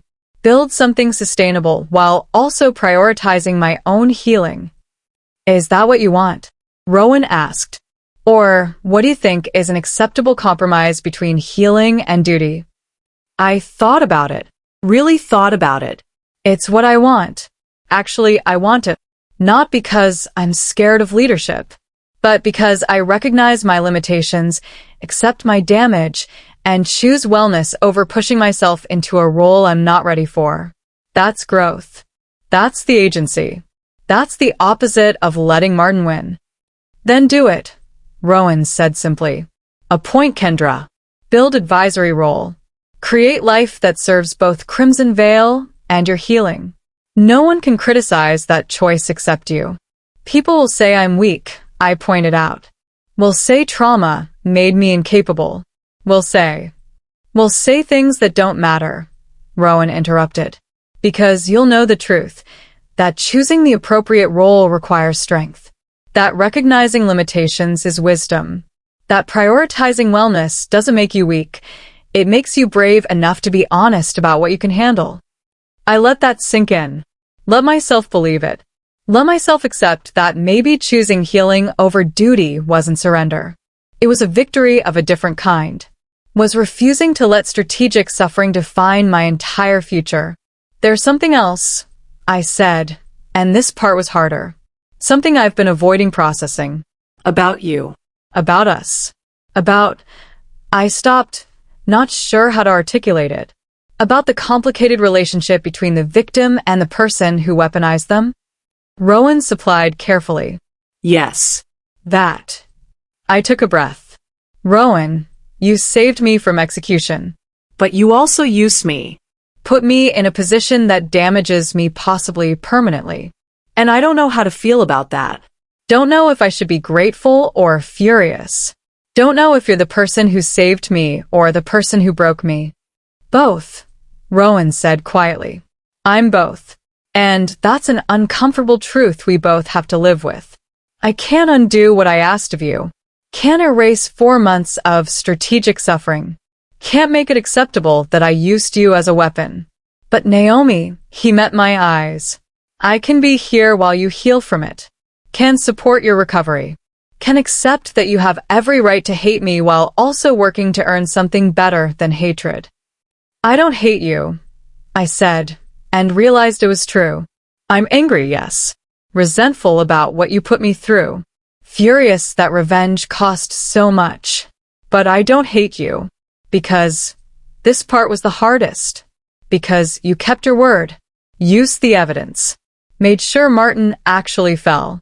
And you've been here, every week, supporting my healing without demanding gratitude or forgiveness. That counts for something, even if I'm not sure what. It counts for me trying, Rowan said. Trying to be better than the person who weaponized you. Trying to support instead of use. He stopped. Trying to care about your wellness more than my guilt. Because your healing shouldn't be about absolving me. Should be about you becoming someone who can exist beyond trauma. We sat in the healing springs and I felt something shift. Not forgiveness exactly. Not absolution. Just acceptance. Acceptance that Rowan was complicated. That I could be grateful and angry simultaneously. That he'd saved me and damaged me, and both things were true. I'm going to formally appoint Kendra tomorrow, I said. Make my advisory role official. Build life that serves both healing and purpose. And Rowan, I looked at him. Thank you. For supporting this choice. For not pressuring me to be alpha when I'm not ready. For accepting that healing looks different than leadership. You're welcome, Rowan said. And Naomi? I'm here. However long it takes. Whatever you need. Not because I feel guilty, though I do. But because I genuinely want to see you thrive. Want to see you become someone who exists beyond what I put you through. Want. He stopped, something vulnerable crossing his face. Want to know you're okay. That's all. Just want to know healing is actually possible. Me too, I admitted. And maybe this was scary. Maybe it is. Possible, I mean. Maybe 9 months of progress means 12 months will be better. 18 months even better. Maybe. Maybe healing doesn't have a timeline, Rowan finished. Maybe it's just an ongoing choice to prioritize wellness over familiar pain. To choose growth over accepting damage as identity.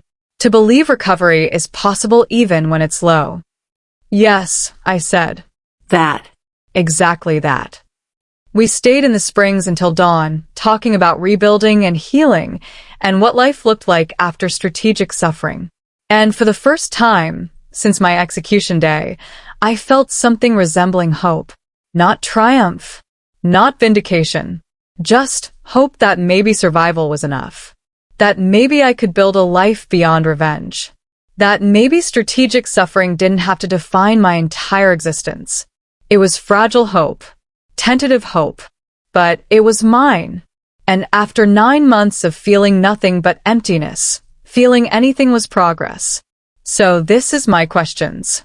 Is choosing an advisory role over leadership the right decision?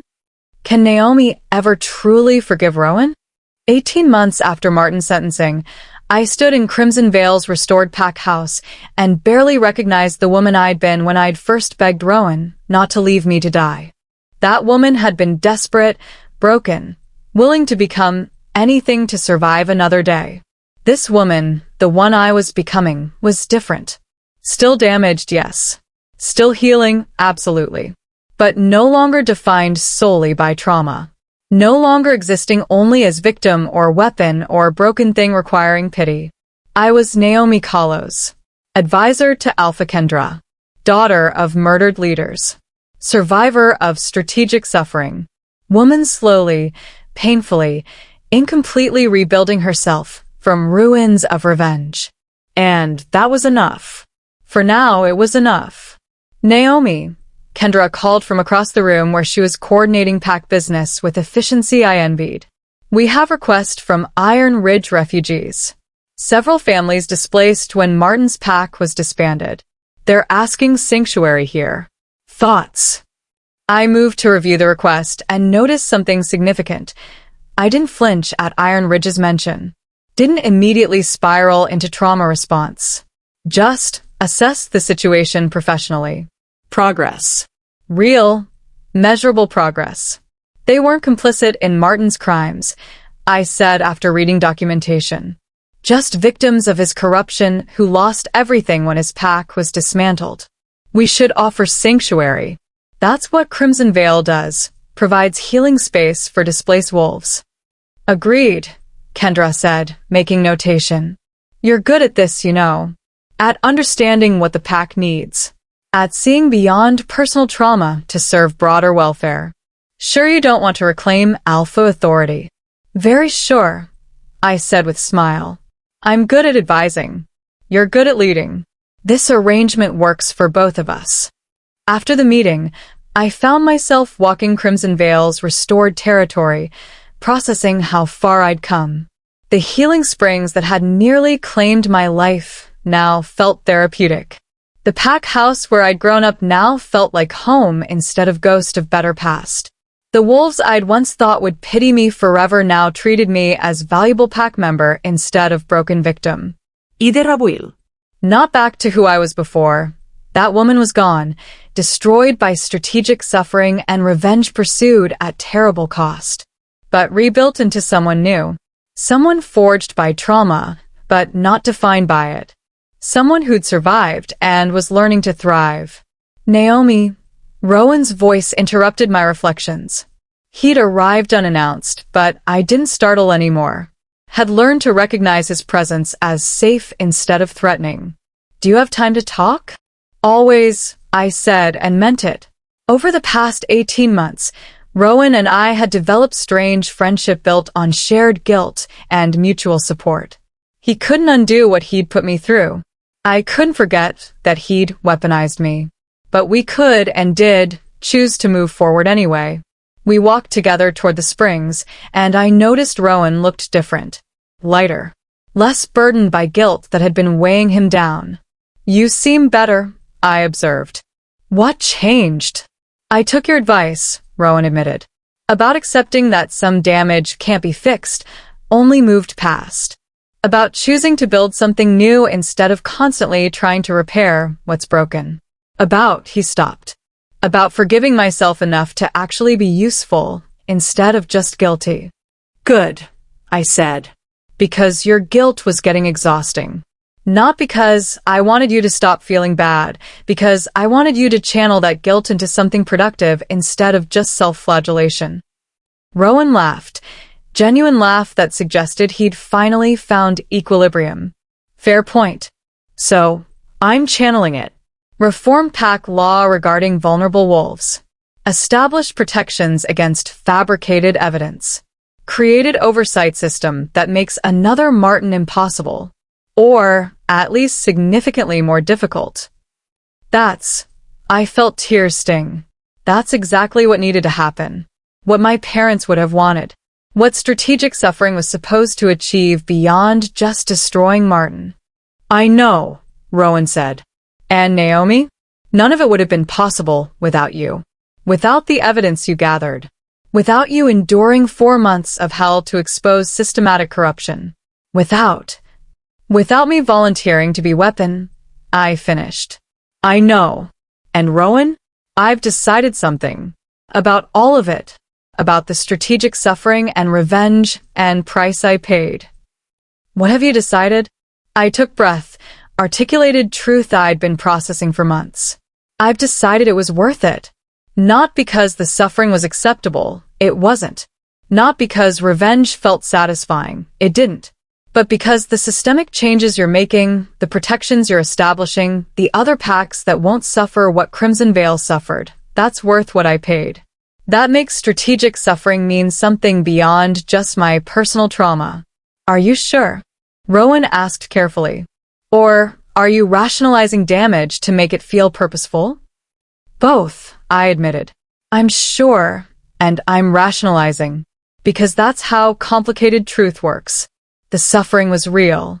The damage was extensive. The cost was higher than anticipated. But the results, the changes, the protections, the justice, those are real too. Both things are true simultaneously. That's what I've learned from 18 months of healing. That complexity doesn't require choosing one narrative. Life isn't victim or survivor, damage or growth, trauma or healing. It's all of it, all the time, in constant negotiation. Rowan was quiet for a long moment. You're remarkable, you know that? Surviving strategic suffering would have been enough. But you're actually thriving beyond it. Building new life. Creating purpose beyond revenge. I don't have words for what that is. It's choice, I said simply. Choice to keep trying. Keep healing. Keep believing recovery is possible even when it's low. That's all anyone can do after trauma. Choose to keep going despite damage. Choose growth over accepting brokenness as permanent identity. Choose life over just existing. We reached the springs, and I found myself settling into a familiar spot where I'd processed so much over the past months. Rowan joined me, and we sat in comfortable silence that suggested years of shared history rather than traumatic beginnings. There's something I need to tell you, Rowan said finally. Something I should have said months ago, but was too guilty to articulate properly. What? I'm sorry. Genuinely, completely, devastatingly sorry for what I put you through. For using you. For not extracting you sooner when I saw how badly it was damaging you. For prioritizing revenge over your welfare. For, his voice roughened. For making you pay price that high for justice that should have been my responsibility to achieve without weaponizing survivors. I know, I said. I've known for months that you regret it. That you carry guilt about it. That you're trying to make it right. And Rowan? I accept your apology. Not because it erases damage, but because I recognize genuine remorse when I see it. Because you've spent 18 months supporting my healing instead of just expressing guilt. Because I turned to face him. Because forgiveness is choice too. Choice to stop letting past define present. To acknowledge harm without remaining defined by it. To move forward instead of staying trapped in resentment. So, you forgive me? Rowan asked, and I heard hope mixed with disbelief. I'm choosing to forgive you, I corrected. Present tense. Ongoing action. Not past decision that makes everything okay, but active choice to prioritize healing over holding grudges. To build something positive from ruins of strategic suffering. 2. I stopped as realization hit. To be someone beyond victim or weapon. To be Naomi. Just Naomi. Complicated, damaged, healing Naomi who survived strategic suffering and is learning to thrive beyond it. Just Naomi sounds perfect, Rowan said with genuine warmth. We sat in the healing springs as sun set over Crimson Vale, and I felt something settle inside me. Not complete healing, that would take years more. Not absence of trauma, that would probably never fully disappear. But acceptance. Acceptance of complexity. Acceptance that I was both damaged and healing. Acceptance that Rowan was both person who weaponized me and person supporting my recovery. Acceptance that revenge had cost terribly, but achieved something meaningful. Acceptance that 18 months ago, I'd begged an Alpha King not to leave me to die, and that bargain, terrible as it was, had led me here. To Crimson Vale restored. To systemic changes protecting vulnerable wolves. To healing that was slow but real. To life that was complicated but worth living. Thank you, I said to Rowan. For keeping your word. For using the evidence. For supporting my healing. For being complicated enough that I can be angry and grateful simultaneously. For my voice caught. For not leaving me. Not on that execution platform. Not during strategic suffering. Not when healing got hard. Thank you for staying even when staying meant confronting your own guilt. Thank you for surviving, Rowan said. For choosing healing. For building new life from ruins. For being brave enough to be honest about damage instead of pretending you're fine. For he stopped. For being exactly who you needed to be when you needed to be it. That takes strength I can't adequately articulate. The sun finished setting, leaving us in comfortable darkness broken only by moonlight on water. And I realized something profound. I was going to be okay. Not immediately. Not completely. Not without ongoing work and frequent setbacks and moments of questioning everything. But okay. Eventually, incrementally, possibly, okay. Because 18 months ago, I'd made choice to survive. Had begged Alpha King not to leave me to die. Had volunteered for strategic suffering in exchange for revenge. And that choice, terrible as it was, costly as it proved, had led me here. To healing. To purpose. To life that was mine instead of just role I performed. I'd paid price I hadn't fully understood when I'd made the bargain. Had endured suffering that nearly destroyed me. Had questioned whether survival was worth what it cost. But standing here now, or sitting technically, in springs that symbolized healing, in territory that represented rebuilding, beside person who'd weaponized me and was learning to support me instead, I had my answer. Yes. Survival was worth it. Healing was possible. And life after strategic suffering could be more than just existing. It could be actually living. Complicated, imperfect, damaged living. But living nonetheless. And that was enough. More than enough. That was everything. From the execution platform to healing springs. From a strategic weapon to actual person. From don't leave me here to I choose to keep living. Naomi's journey is proof that trauma doesn't have to be a permanent identity, that healing is a choice you make every day, that surviving strategic suffering means something when it leads to systemic change. If this story hit you, if you believe in complicated forgiveness, if you know that healing isn't linear, if you understand that both damage and growth can be true simultaneously, drop a comment with your favorite moment. Mine? When Naomi realized she'd gone 3 days without constant trauma thoughts. That's when I knew she'd actually survive instead of just exist. Like, subscribe, share with someone who needs to know that the worst thing you volunteered for doesn't have to define your entire future. Until next time, you are not what was done to you or what you did to yourself in service of revenge. You are what you choose to become afterward. And sometimes, the bravest choice is just choosing to keep healing. Peace out, story lovers.